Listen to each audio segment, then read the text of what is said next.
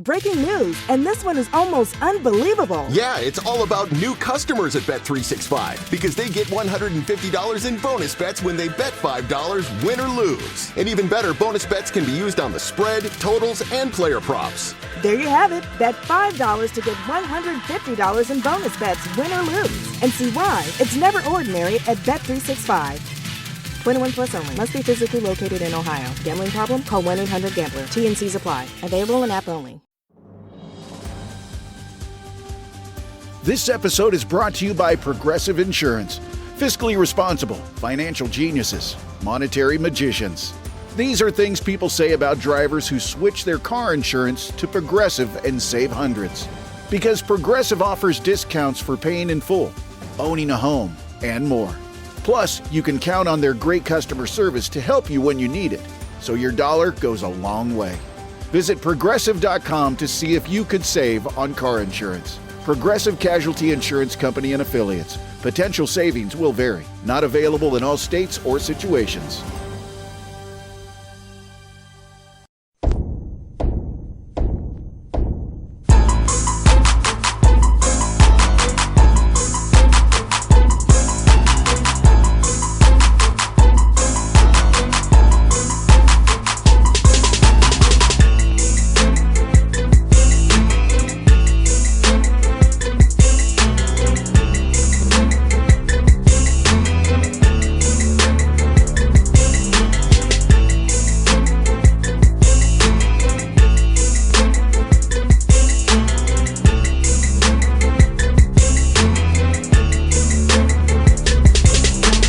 Indeed. Well, I was cheering like hell for you last night, Coach. You just don't know.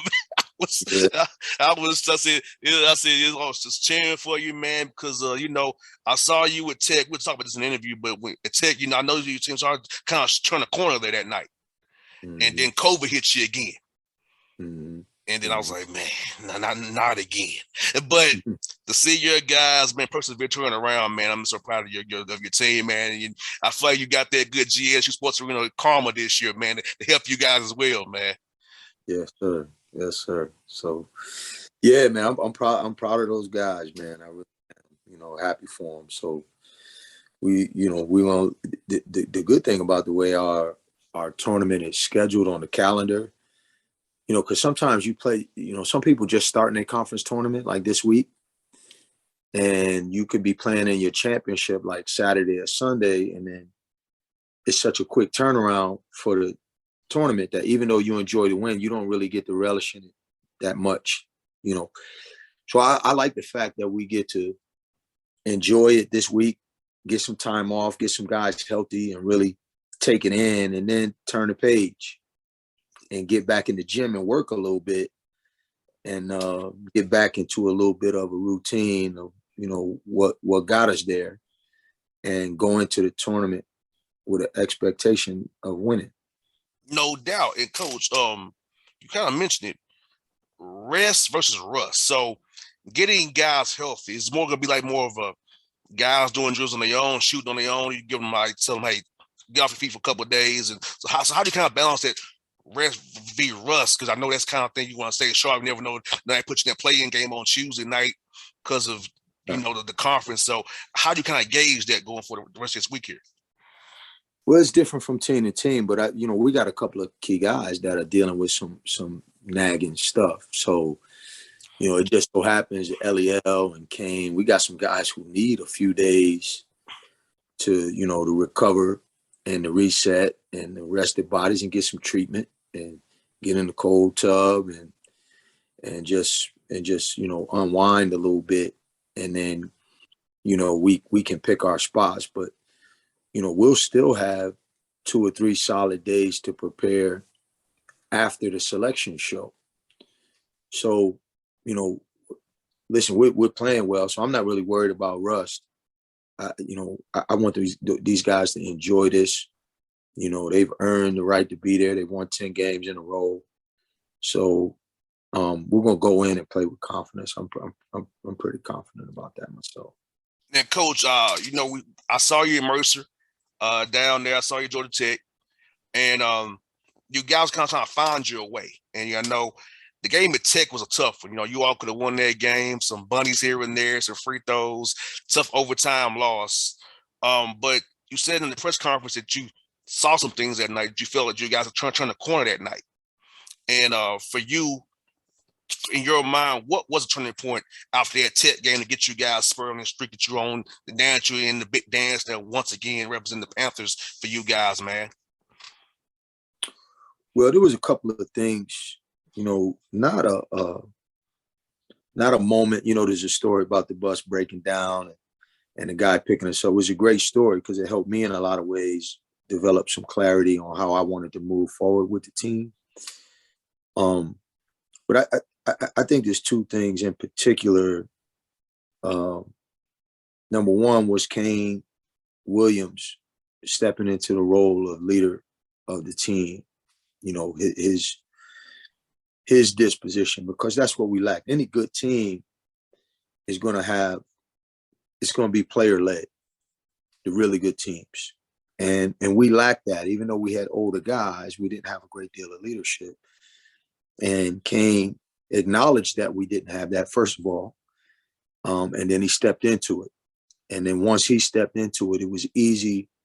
It was easier for him to get Eliel to join with him on that. Eliel is not as good a communicator as Kane, but he's such an inspirational force on our team.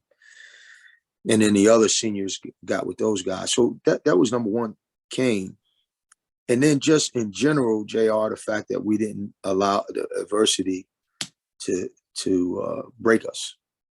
We didn't quit. So it wasn't like a moment where we could say, well, here's the moment that things changed, but it was more the fact that we stayed together and we kept working. Because when you're struggling, listen, when you come to practice every day, the routine, everything, it ain't that much fun when you're winning. Most definitely. But when you're losing, you're really trying to figure out why the hell we doing this. It just is not enjoyable. And that's where that player leadership comes into play. And Kane helped us persevere. So he had a lot to do with that. But in general, the fact that we stayed the course is what changed us. I remember you told those guys, Georgia Tech, after the post game, that this is a different team. Each team has to find their way. Because I think a lot of guys in the media don't understand that it's a different team each year. They just say, oh, you're Georgia State. No, it's each year is a different team, different mix, different circumstances. And you said it's a different team this year. We have to find our way. We're not that we're finding our way. I think a lot of times the media guys don't understand it the way I do because I played sports myself. But talk about how it's a different team every year. You have to kind of find that team has to find their own way. And this year's team took Kane stepping up, and Corey this summer also getting his body together, and you guys found your way when it counted the most. Yeah, I talk about that a lot. You never have the same team twice. Every team has a one season lifespan, and even if you have the same individuals back, the individuals don't come back with the same goals and the same mindset every year. If you were a starter last year, you want to be first team All-League this year. If you were first team All-League last year, you want to be player of the year. If you were coming off the bench, you want to be a starter. If you didn't play very much, you want more playing time. So every individual is going to be approaching the year with a different mindset. And so if you get 12, 13 guys on the same team, it's still going to be a different makeup of the team. So in our case, we had 15 scholarship players. So we had the same guys back, but we added to the group. So we had more guys who wanted a piece of the pie. So it was competitive. And then, obviously with us, we had some disruption. You talked about it with the COVID when it hit us after the Georgia Tech game. And that was the second time it hit us. So we had all of those factors. And then we, like you said, we had guys step into those leadership roles, which helped us out quite a bit. So, but yeah, I do think people assume that if you have the same people, you have the same team. And it just simply is not the case. You know, Kansas City Chiefs had a lot of the same guys. Patrick Mahomes is the same guy, but it's a different year. And so you have to have a mentality that you're going to start over as a coach, and then you got to work to convince them that it's a new journey. And that can be a challenge with young people. And we had that challenge with this group. I think, and that was heightened, that challenge, just by the fact that we had some of the disruptions come into play as well. You know, it would have been, if we would have been healthy, no injuries, no COVID, we still would have had our share of challenges. So I feel like we had a convergence of things happening all at one time that, you know, we just needed the fog to lift a little bit. And when it did, we got on the path to finding our way. Everybody keeps telling me we got hot at the right time. You know, maybe that is true. I don't know if I accept that yet. I still think we got a long way to go, and I'm glad we're still playing. No doubt. And Coach, what I love about it, like you said, man, finding your way. And for these young men, you know, I'm in my mid-30s. Adversity is hitting my life. So I think these young guys got a test earlier about how adversity, perseverance can get you to your goals anyway, and just overcoming bad situations. Because, you know, COVID, so we didn't see it coming, but having it happen has to make you feel better. Feels, you know, it's like, hey, we went through COVID, we found ourselves, and I think you guys got confidence going forward because, hey, man, they could have quit, and you and I both know they could have quit, but they didn't. They stuck together as one. Your staffs came to work every day and worked hard. I know your staff, Cliff, and those guys, man, worked their butts off, and your guys stayed with it. And it, you know, those 3 days in Pensacola, man, it showed its hard work down there, and you are now, y'all, Sun Belt champions once more. Yeah, you know what? You just touched on it. You and I talked about this before. Like, when your team is going through a tough period, sometimes with coaching staffs, there's an inclination to spend less time around the guys because it can, you know, you get into a rut and it can be so burdensome.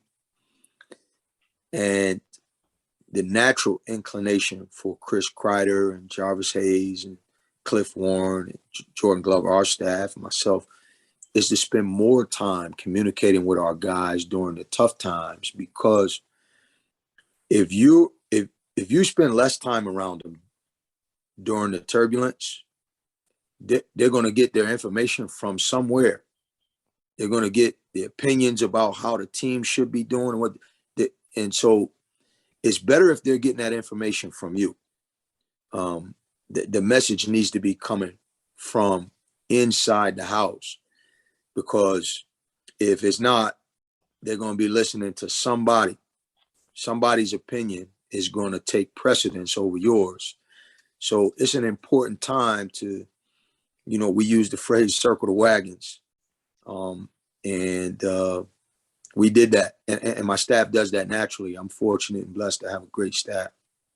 And Coach Lanier, you know this, man. Cliff, Jarvis, and Chris are great communicators.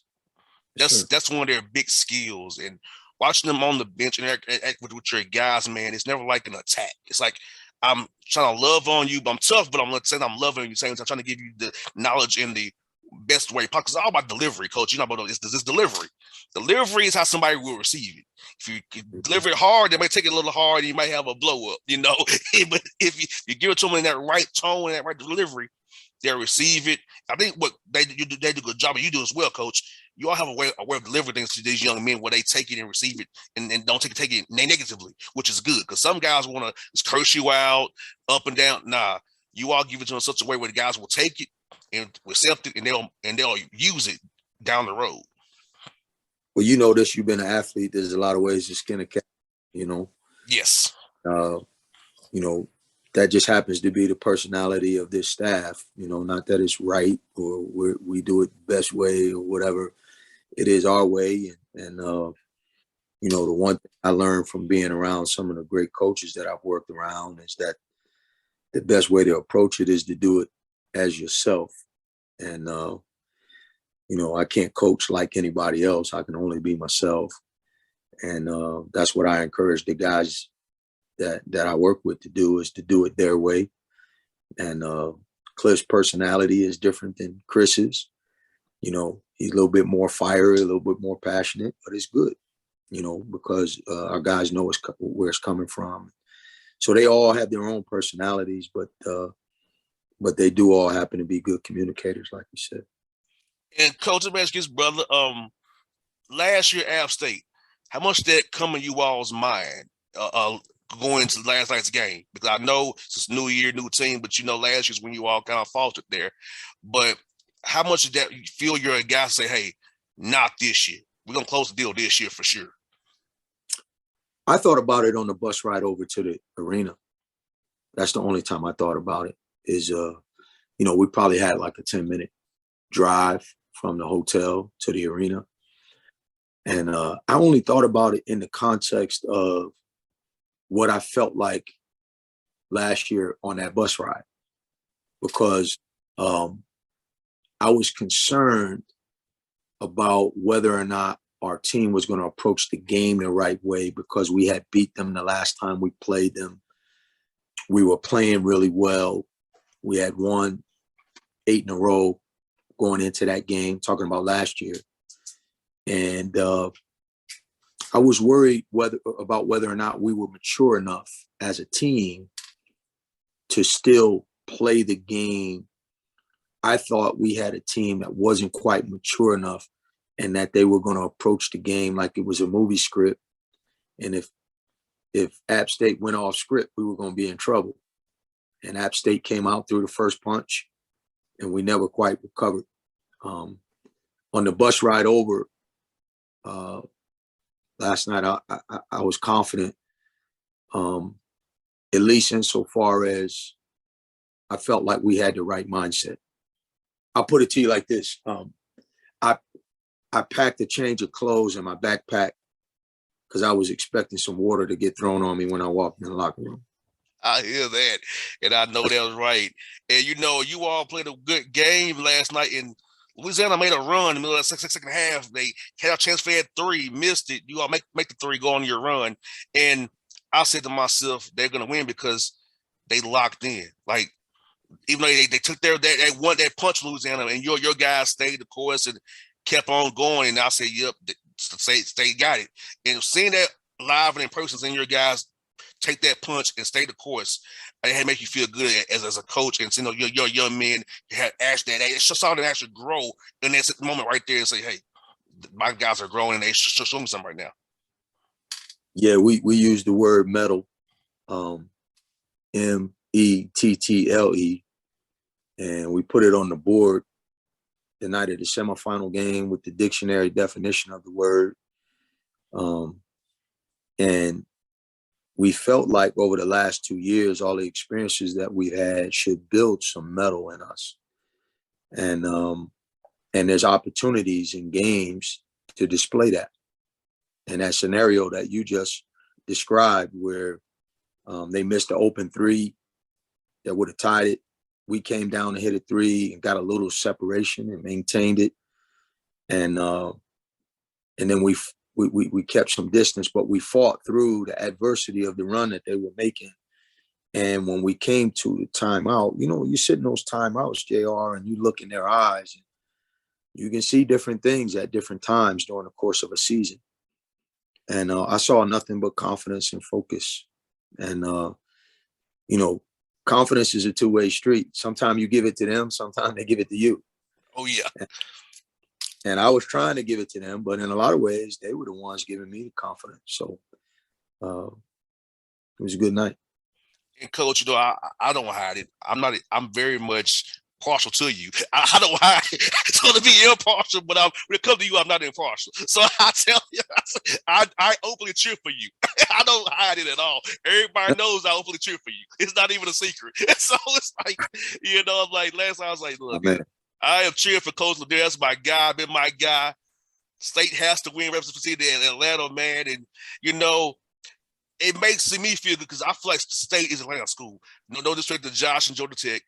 State is more of Atlanta school. It's just people, anybody in Atlanta can afford to go to State. It's for everybody. Tech, you know, you can see me a little smarter kind of a cat. But Atlanta is state is Atlanta school. So how it make you feel versus for the ATL? You came here took this job, man, and now you punched this ticket for Georgia State once more. State's always been in those tournaments, man. When Hunter was here, but now you doing it now, Coach Lanier, and now your staff, man, it gotta make you feel really good, and your family has to feel really good as well. Making the decision to come to Atlanta, I'm glad you did come from leaving Tennessee. Come on down here, man.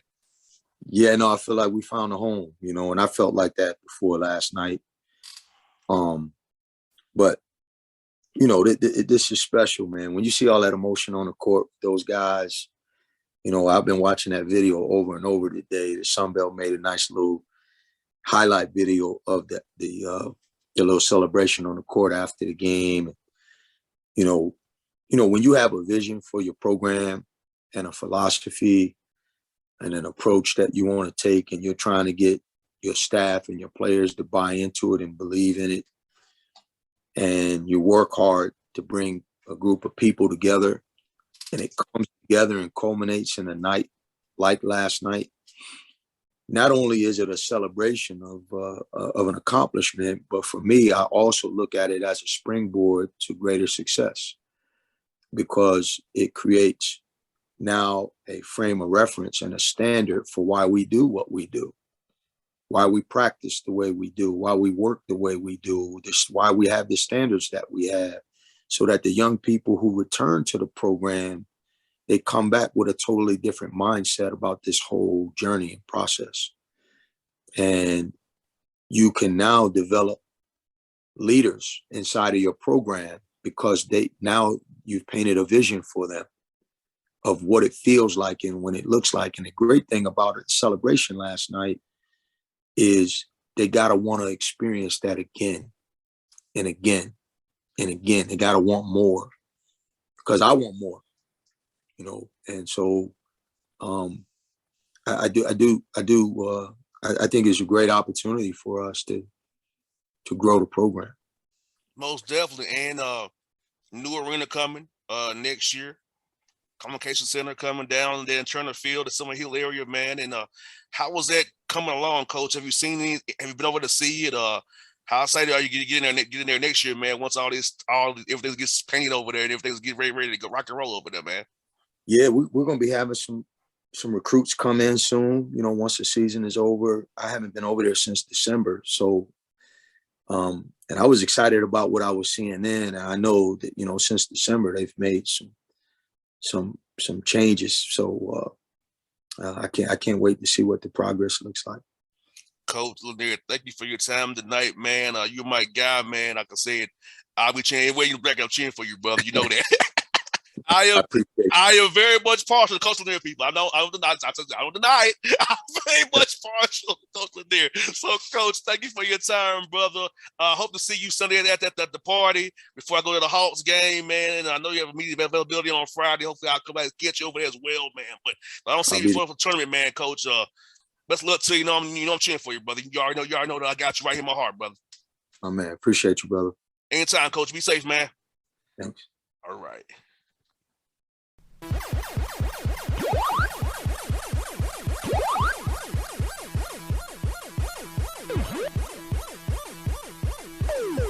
Breaking news coming in from Bet365, and it's no surprise. Same game parlay from Bet365 just keeps getting better. Well, it's even easier to make a bet. Choose from the most popular markets like hits, run line, totals, and home runs. So many to choose from. Download the app, start building your bet, and see why it's never ordinary at Bet365. Gambling problem? Call 1-800-GAMBLER. 21 plus only.